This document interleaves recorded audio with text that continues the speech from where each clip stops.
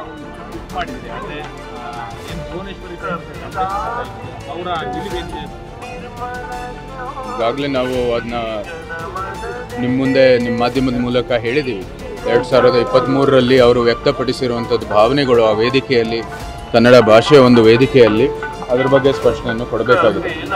ಅದಂತೂ ನಾವು ಆಗ್ರಹಿಸಿದ್ವಿ. ಅದು ಇನ್ನೂ ನಮಗೇನು ಸ್ಪಷ್ಟನೆ ಸಿಕ್ಕಿಲ್ಲ. ಆದರೆ ಬೆಟ್ಟದ ವಿಚಾರದಲ್ಲಿ ಅವರು ಹೇಳಿದ್ದಾರೆ, ಅದು ಬಂದು ನಮ್ಮಲ್ಲಿ ತಾಯಿ ಆರಾಧನೆ ಮಾಡೋದ್ರಲ್ಲಿ ಏನು ಸಮಸ್ಯೆ ಇಲ್ಲ ಅಂತ ಅವರು ಹೇಳಿರ್ತಕ್ಕಂಥದ್ದು ತಮ್ಮ ಮೂಲಕ ಕೇಳಿದ್ದೀವಿ. ಅದು ಸತ್ಯ ಅಂದರೆ ನಮಗೇನು ಸಮಸ್ಯೆ ಇಲ್ಲ. ಇಡೀ ಬಿಜೆಪಿ ಪಾರ್ಟಿ ಇರ್ಬೋದು, ಹಿಂದೂ ಜಾಗರಣ ವೇದಿಕೆ ಎಲ್ಲರೂ ಕೂಡ ವಿರೋಧ ವ್ಯಕ್ತಪಡಿಸ್ತಾರೆ. ಇವತ್ತು ಕೂಡ ಮನವಿ ಕೊಟ್ಟಿದ್ದಾರೆ, ಅವರ ಆಯ್ಕೆ ಹಿಂಪಡಿಬೇಕು ಅಂತ ಹೇಳಿ.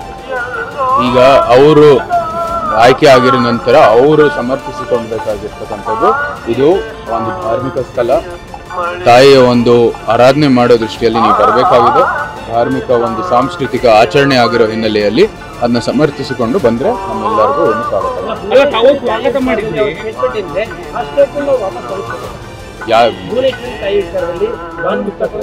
ಅವ್ರು ಸ್ಪಷ್ಟನೆ ಕೊಡಬೇಕಾಗಿದೆ ಏನಕ್ಕೆ ಹತ್ರ ಹೇಳಿದ್ದಾರೆ ಅಂತ.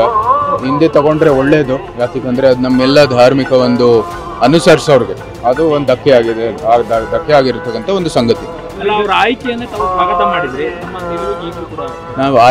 ಸ್ವಾಗತ ಮಾಡಿದ್ದು ಏನಂದ್ರೆ, ಇದು ಸರ್ಕಾರ ಅವ್ರನ್ನ ಆಯ್ಕೆ ಮಾಡಿದ ನಂತರ ನಾವು ಸಹಜವಾಗಿ ಸ್ವಾಗತ ಮಾಡೋದ್ರಲ್ಲಿ ಏನು ತಪ್ಪಿಲ್ಲ ಅಂತ ಹೇಳಿದ್ದು. ಆದರೆ 2023ರಲ್ಲಿ ಅವ್ರು ಏನು ಕನ್ನಡ ವೇದಿಕೆಯಲ್ಲಿ ಅವ್ರು ಹೇಳಿರ್ತಕ್ಕಂಥ ಮಾತು ಏನು ಬಹಿರಂಗ ಆಗುತ್ತೆ, ಆ ಹಿನ್ನೆಲೆಯಲ್ಲಿ ಮತ್ತೊಮ್ಮೆ ನಾವು ಈ ಒಂದು ಏನು ಅನುಮಾನ ಇತ್ತು ನಮ್ಮಲ್ಲಿ, ಅಥವಾ ಒಂದು ನಮಗೆ ಹಿಂದೂ ಭಾವನೆಗೆ ಧಕ್ಕೆ ಕೊಡಿರುವಂಥದ್ದು ಸಂದರ್ಭದಲ್ಲಿ ಅದ್ರ ಬಗ್ಗೆ ಅವರು ಸ್ಪಷ್ಟನೆಯನ್ನು ಕೊಡಬೇಕಾಗಿದೆ. ಮತ್ತು ಈ ಒಂದು ಧಾರ್ಮಿಕ ಆಚರಣೆಯಲ್ಲಿ, ಈ ಒಂದು ಸಾಂಸ್ಕೃತಿಕ ಆಚರಣೆಯಲ್ಲಿ ಯಾವುದೇ ಹಿಂದೂ ಭಾವನೆಗೆ ಧಕ್ಕೆ ಕೊಡದೆ ಅವರ ನಡೆ ಇರುತ್ತಾ ಅಂತ ನಾವು ಪ್ರಶ್ನೆ ಮಾಡಿರೋದು ಸಹಜವಾಗಿ ಇರ್ತಕ್ಕಂಥ ಒಂದು ಪ್ರಶ್ನೆ. ಯಾವುದೇ ರೀತಿಯಾದ ಪ್ರತಿಕ್ರಿಯೆ ಕೊಟ್ಟಿಲ್ಲ ಸರ್. ಅದೇ ಆ ಹೇಳಿಕೆ ಇದ್ರೆ ಸಾಕಷ್ಟು ಬದಲಾಗ್ತಾ ಇರುತ್ತೆ ಸರ್. ಅವ್ರ ಹೇಳಿಕೆಯನ್ನು ವಾಪಸ್ ತಗೊಳ್ಳಿಲ್ಲ, ಅದೇನು ಅಂತ ಅವ್ರು ಕೊಡಬೇಕು, ಅವ್ರ ಸ್ಪಷ್ಟನೆಯನ್ನು ಕೊಡಬೇಕಾಗಿದೆ. ಇದು ಧಾರ್ಮಿಕ ವಿಚಾರ ಮತ್ತು ಕನ್ನಡ ಭಾಷೆಯ ವಿಚಾರ. ಕನ್ನಡ ಭಾಷೆ ಇವತ್ತು ಕನ್ನಡ ನಾಡು ಏನು ಒಂದು ಕನ್ನಡಾಂಬೆ ಇದೆ, ಅದು ತಾಯಿ ಭುವನೇಶ್ವರಿ ಜೊತೆ ಹೊಂದಾಣಿಕೆ ಇರ್ತಕ್ಕಂಥದ್ದು ಎಲ್ಲರಿಗೂ ಗೊತ್ತಿದೆ.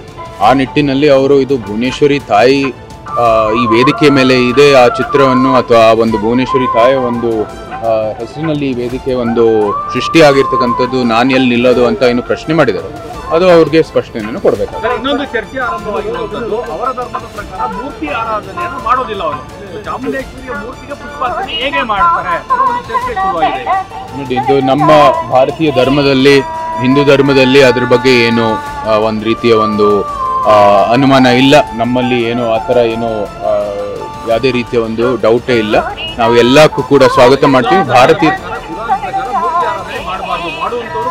ಅದು ಅವರ ಅವ್ರಿಗೆ ಕೇಳಬೇಕಾಗಿರ್ತಕ್ಕಂಥ ವಿಚಾರ. ಅದು ಸಹಿನೋ ಇಲ್ವೋ ಅದು ನನ್ನ ಬಗ್ಗೆ ಏನು ಮಾಹಿತಿ ಇಲ್ಲ. ಈ ವೇದಿಕೆ ದಸರಾ ವೇದಿಕೆ ಒಂದು ಧಾರ್ಮಿಕ ವೇದಿಕೆ, ಒಂದು ಸಾಂಸ್ಕೃತಿಕ ವೇದಿಕೆ. ಆ ಒಂದು ಹಿನ್ನೆಲೆಯಲ್ಲಿ ಈ ಎಲ್ಲ ಏನು ನಮ್ಮ ಒಂದು ಧರ್ಮದ ಒಂದು ತತ್ವಗಳಿರ್ಬೋದು, ನಮ್ಮ ಭಾವನೆಗಳಿರೋದು, ಅದರ ಒಂದು ಭಾವನೆಯೊಂದಿಗೆ ಅವರು ಬರ್ತಾರ ಅಂತ ನಾವು ಪ್ರಶ್ನೆ ಮಾಡಬೇಕು. ಹೌದು, ನಮ್ಮ ವಿರೋಧ ಇರುತ್ತೆ ಯಾವಾಗಲೂ ಸಹ, ಅದಕ್ಕೇನು ಅದ್ರ ಏನು ಮಾತಿಲ್ಲ.